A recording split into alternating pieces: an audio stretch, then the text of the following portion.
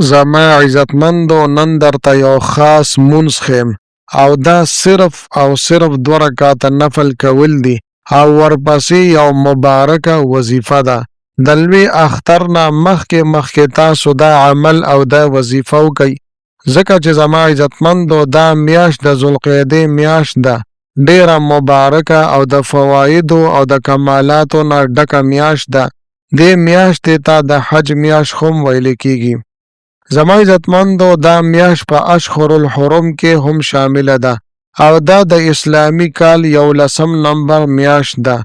د دې عزت د دې حرمت ساتلو په باره کې الله جل شانه په قرآن عظیم الشان کې هم ارشاد فرمای: اعوذ بالله من الشیطان الرجیم ان عدة الشهور عند الله 12 شهرا في كتاب الله یوم خلق السماوات والارض منها 4 حرم.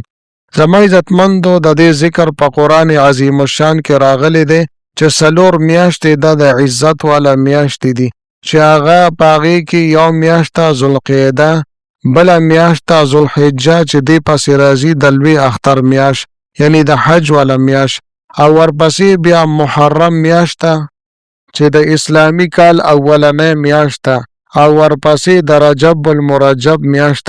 زما عزتمندو دا 4 میاشتې د عزت والا میاشتې دي. مشرکانو به هم د دې میاشتو عزت او حرمت ساتلو، هغوی به هم د دې میاشتو عزت کولو او په دې کې به جنگ جګړې قتل و قتال نه کولو. زما عزتمندو ذوالقعدې ته ذوالقعده ځکه ویل کیږي چې د دې معنی دا ده د ناستی والا میاشت ده، ځکه چې په دې میاشت کې به جنگ جګړې ودرېدې او دې ته د بل فضیلت هم حاصل دی چې نبی کریم صلی الله علیه و آله وسلم به اکثر عمرې په دې میاشت کې کولې. لہذا زما عزتمندو مونږ ته پکار دي چې په دې میاشت کې هر قسمه د جنگ جګړو نه ګریز وکړو او الله جل شانه راضي کو، او دې سره مونږ دا دعا په خصوصي طور باندې ولولو: اللهم بارک لنا فی ذی القعدة واغفر لنا ذنوبنا. نو لہذا زما عزتمندو دا ډیره عظیم الشان میاشت ده، ډیره د کمالاتو نه د برکاتو نه ډکه میاشت ده، مبارکه میاشت د حرمت او د عزت والا میاشت ده، چې په دې کې مونږ او تاسو دا وظیفه وکړو، دا عمل وکړو، او دا داسې عمل دی، دا داسې وظیفه ده چې چرته به هم تاسو په ژوند کې داسې عمل او وظیفه نه وي کړي، او دا ښه عظیم الشان وظیفه ده چې دا د ستاسو د ناممکنه حاجتونو د پوره کېدلو دپاره او د ناممکنه مقاصدو او خواهشاتو کې د کامیابۍ دپاره دا ډیر مبارک عمل دی. لہذا زما عزتمندو چې مونږ او تاسو د ژوند بدلون کې دا خاص عمل ضرور به ضرور وکړو، په دې کې الله جل شانه ډیر لوی برکات او اثرات اچولی دي. زما عزتمندو دا خاص موقع په کال کې صرف یو ځل مونږ ته ملاویږي چې دا موقع زمونږ نه ضایع نشي او ډیر په سکون سره او ډیر په عاجزۍ سره دا عمل وکړو. انشاءالله تعالی ژوند به الله جل شانه بدل کی او زمونږ په ژوند کې به الله جل شانه عظیم الشان بدلون راولي. پکار دی چې دا عمل تاسو مکمل توجه سره او دیان سره اول وورئ او څنګه طریقې سره درته زه بیانوم په دغه بیان کړی شوي طریقې سره تاسو دا عمل وکئ. انشاءالله تعالی د دې چې کوم اثرات دي، د دې چې کوم برکات او کمالات دي، هغه به تاسو حیرانه کی. زما عزتمندو دا میاشت ډیر لوی برکات لري او دا وظیفه د قبولیت والا وظیفه ده. پکار دی چې مونږ په دې میاشت کې ذکر، فکر او عبادات وکړو او الله رب العزت راضي کو. بالخصوص د جنگ جګړو نه مونږ او تاسو په دې کې ځان وساتو او زیات وخت د الله جل شانه په یاد کې تیر کو چې الله جل شانه زمونږ نه راضي شي او زمونږ تکالیف، پریشانه او مصیبتونه ختم کی.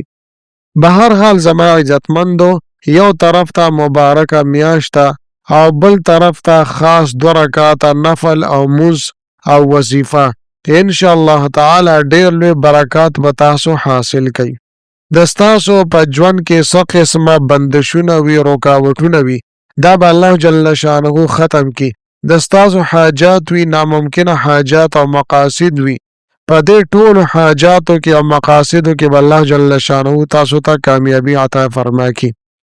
د ستاسو د رشتې حوالې سره مسایل وي، بهترین ځای کې رشته کول غواړئ، تاسو ته رشته نه میلاویږي، یا د ستاسو په رشته کې او په نکاح کې بندش دی او رکاوټ مخې ته راځي، نو دا مشکلات به د ستاسو ختم شي.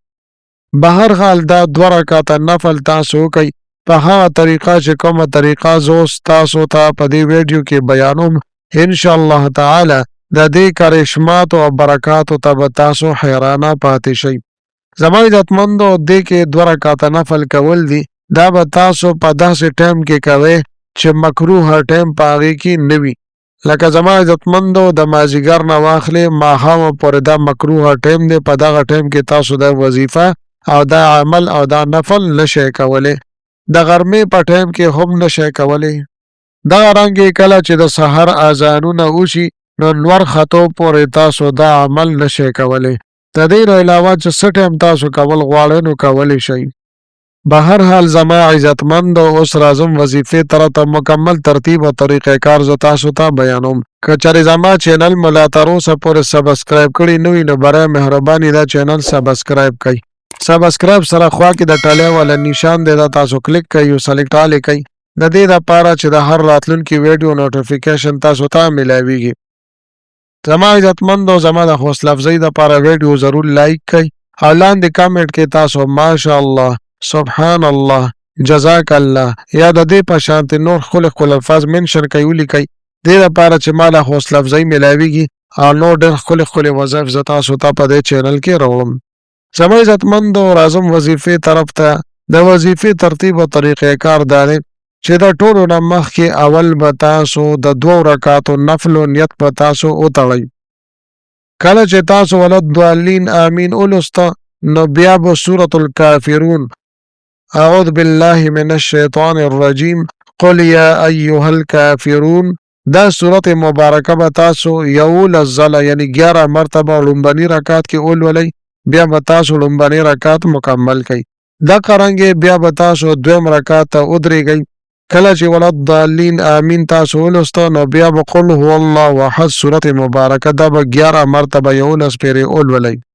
بیا به تاسو خپل نفل مکمل کړئ او سلام به تاسو وګرځوئ. د دې نه پس به بیا زما عزتمندو تسبیح وي یا کاونټر وي تاسو به راواخلئ او د سورة الضحی آخري آیات مبارکه واما بنعمت ربک فحدث واما بنعمت ربک فحدث دا به 313 مرتبه 314 پیرې ولولئ او بیا به د دعا دپاره لاس پورته کړئ، د الله جل شانه نه په عاجزۍ سره په ګړګړۍ سره دعاګانې وغواړئ. انشاءالله تعالی ضرور به ضرور الله جل شانه تاسو سره خپل مدد شامل حال کوي، ستاسو تمام مسائل به الله جل شانه ختموي. لہذا زما عزتمندو مبارکه میاشت ده، د لوی اختر نه مخکې ضرور به ضرور تاسو دا عمل په خپله هم وکئ، خپلو وروڼو دوستانو سره هم د صدقې جاري په نیت سره شیر کړئ. میلاویږم به تاسو سره بله ویډیو کې بلې وظیفې سره. تر هغه وخته پورې ماله اجازت راکوي. د لوی الله په امان.